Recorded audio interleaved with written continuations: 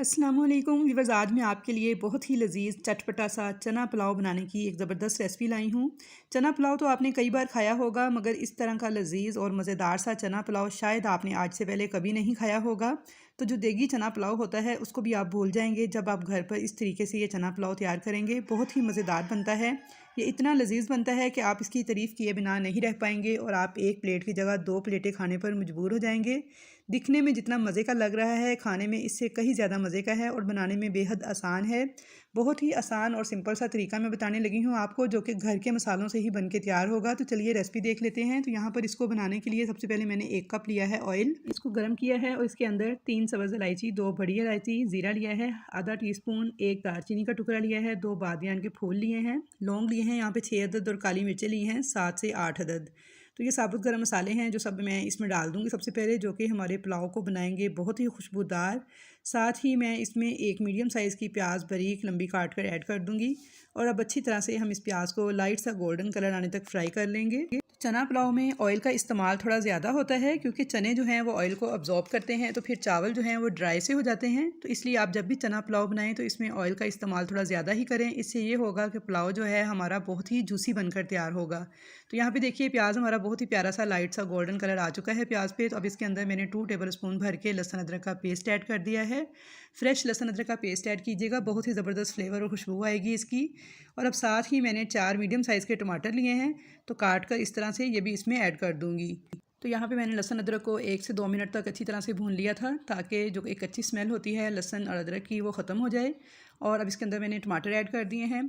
अब इसके साथ ही मैं इसके अंदर खुश्क आलू बुखारे 6 से 7 अदद ऐड कर दूँगी। तो यहाँ पे मिक्स कर लेंगे इन तमाम चीज़ों को और अब इसके अंदर डाल देंगे दही, आधा कप मैंने अच्छी तरह से बीट करके लिया है, ये भी इसमें ऐड कर देंगे। और दही डालते वक्त मैंने फ्लेम थोड़ा लो कर लिया था और दही एक हाथ से डालते हुए दूसरे हाथ से आपने तेज़ी से चम्मच चलाते जाना है, वरना दही से वो फट जाएगी और जिससे हमारे चावलों का टेस्ट जो है वो अच्छा नहीं आएगा। तो यहाँ पे देखिए मैंने तेज़ी से चम्मच चलाते हुए दही को अच्छी तरह से मसाले के साथ मिक्स कर लिया है। अब मैं दोबारा से फ्लेम को तेज़ करूँगी और इसे इतनी देर इस मसाले को पकाएंगे कि जैसे ही हमारे टमाटरों को हीट लगेगी तो अपना पानी रिलीज़ करेंगे और ये सॉफ्ट हो जाएँ बिल्कुल, तब तक हमने इसे पकाना है। तो चलिए तब तक हम इसमें कुछ मसाले भी ऐड कर लेते हैं साथ के साथ। तो सबसे पहले मैंने डाली है कुटी हुई लाल मिर्च 1 टेबल स्पून।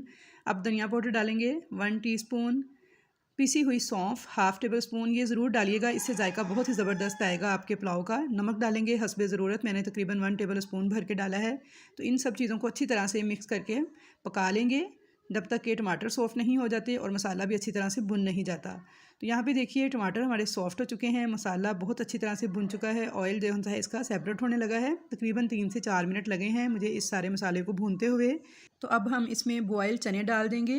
2 कप मैंने कच्चे चने लिए थे जो कि रात भर भिगो कर रखे थे और सुबह इसमें 1/2 टीस्पून नमक और 1/2 टीस्पून खाने का सोडा डालकर इनको उबाल लिया था। तो देखें कितने अच्छे सॉफ्ट से चने हमारे बॉयल हुए हैं।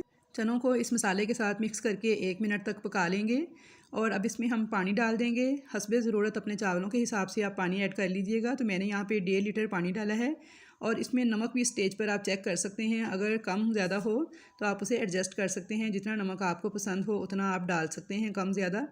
तो यहाँ पे देखिए मैंने 750 ग्राम चावल हैं जिनके हिसाब से मैंने पानी ऐड किया है और अब इसके अंदर डाल देंगे बिरयानी एसेंस आधा चम्मच। इससे बहुत अच्छी खुशबू और बहुत ही ज़बरदस्त किस्म का फ्लेवर आएगा, बिल्कुल ऐसे जैसे आपने देगी पुलाव बनाकर तैयार किया हो।